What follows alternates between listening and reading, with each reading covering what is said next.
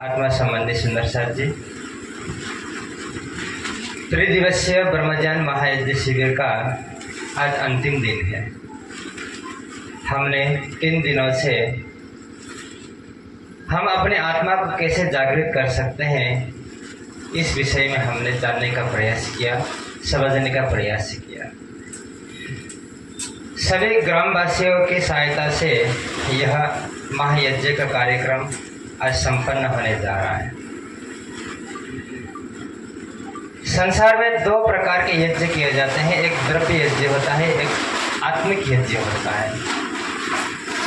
जो द्रव्य यज्ञ किया जाता है जिसमें हवन सामग्री, घी आदि डाल करके अग्नि में आहुति दी जाती है, जिसके माध्यम से हम प्राकृतिक वातावरण को शुद्ध कर सकते हैं। लेकिन जिसको ब्रह्म यज्ञ कहा जाता है, जिस ब्रह्म यज्ञ के अंतर्गत हम परमात्मा का चिंतन करते हैं, हम अपने स्वरूप को जानने का प्रयास करते हैं, हम अपने निज स्वरूप को जानने का प्रयास करते हैं कि हम कौन है, कहाँ से आए हैं, शरीर और संसार को छोड़ने के पश्चात हमें जाना कहाँ है, हमें अखंड मुक्ति कहाँ से प्राप्त होगी, इस विषय को जानने के लिए हम ब्रह्म यज्ञ का अनुष्ठान करते हैं। जब तक हृदय के अंदर ब्रह्म ज्ञान का प्रकाश नहीं होगा, तब तक संसार का कोई भी व्यक्ति अखंड मुक्ति को प्राप्त नहीं कर सकता। जब तक हृदय का हम निर्मल नहीं करेंगे, तब तक ब्रह्म ज्ञान का प्रकाश हमारे हृदय के अंदर कभी भी प्रकाशित नहीं हो सकता। इसलिए गौतम बुद्ध ने भी कहा था, आपका दीप्त होगा। स्वयं हमें अपने अंदर ज्ञान रूपी ज्योति को प्रकाशित करना पड़ेगा। यदि हमारे हृदय के अंदर ज्ञान का प्रकाश न हो, यदि हम करोड़ों रुपए का घर बना ले, अपने शरीर को कितना ही सुंदर कर ले, हम भले सुंदर वस्त्र को धारण कर ले, लेकिन हमारा हृदय निर्मल नहीं है, पवित्र नहीं है, तब तक हम परमात्मा को प्राप्त नहीं कर सकते। इसलिए वाणी भी कहती है, अंदर नाहिए निर्मल, फिर नहावे बाहर। हम बाहर की बंदगी जितना भी कर ले, कुछ भी कर ले, लेकिन हमने आत्मा को जानने के लिए प्रयास नहीं किया, यदि हमने ध्यान नहीं किया, चिंतन नहीं की, यदि वाणी का मंथन नहीं किया, यदि धर्मशास्त्र का स्वाध्याय नहीं किया, तब तक मनुष्य जीवन प्राप्त करना हमारा निष्फल माना जाएगा। क्योंकि इस तारतम्य ज्ञान के कारण ही सारे संसार को अखंड मुक्ति प्राप्त होना है और हमारे जीवों को भी अखंड मुक्ति प्राप्त होना है। यदि हमें अखंड मुक्ति प्राप्त करना है तो हमें संसार से संबंध न रखते हुए, संसार में जितना हमारा संबंध है उतना ही संबंध जोड़ करके हमें पूर्ण प्रयास करना चाहिए, जितना जल्दी हो सके हम अपने आत्म तत्व को जाने और आत्मा की जागृति कर सकें। क्योंकि हमारे धर्मशास्त्र के अंदर कहा गया है, यदि जब तक हम आत्मा को जागृत नहीं करेंगे, आत्मा को जानने का प्रयास नहीं करेंगे, तब तक हमारी मुक्ति संभव नहीं है। इसलिए शास्त्र के अंदर कहा गया है, अनित्यानि शरीराणि विभवो नैव शाश्वतः। यह शरीर नश्वर है, हमारी जो आत्मा है अजर अमर शाश्वत है, सत्य है, सनातन है। उसको जानना हमारे लिए महत्वपूर्ण है।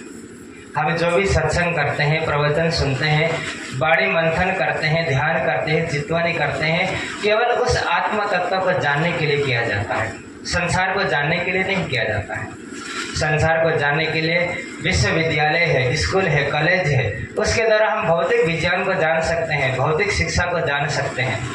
लेकिन हमें आध्यात्मिक विद्या को जानना है, आत्म तत्व को जानना है, जिसको ब्रह्मज्ञान कहा जाता है।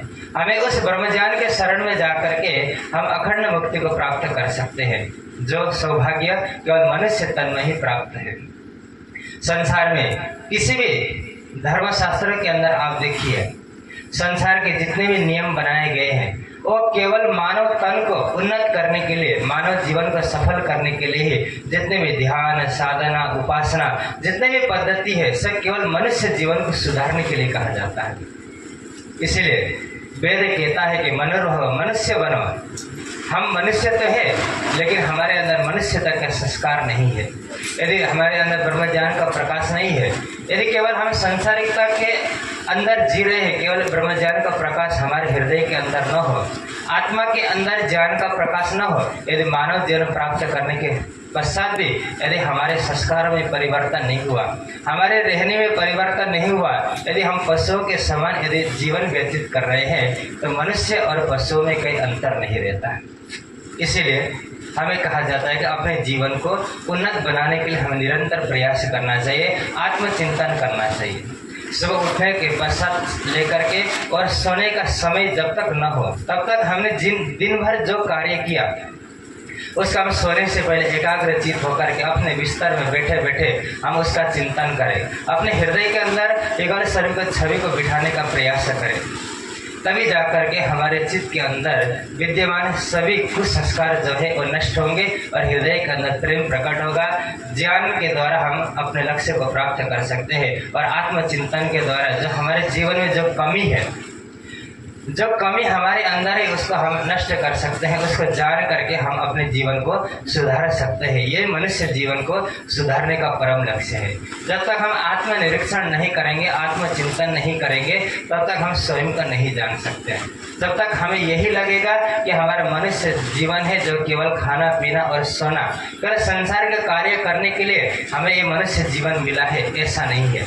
मनुष्य जीवन का मुख्य लक्ष्य है अपने आप को जानना, धर्म के मार्ग पर आगे बढ़ना, स्वयं को जानना और परमात्मा को जानने के लिए हमें ये मनुष्य जीवन मिला है। इसलिए हमें मनुष्य जीवन को जानने के लिए निरंतर प्रयास करते रहना चाहिए। जैसे वेद के अंदर एक मंत्र आता है जिसका भाव मैं आपको बताता हूँ।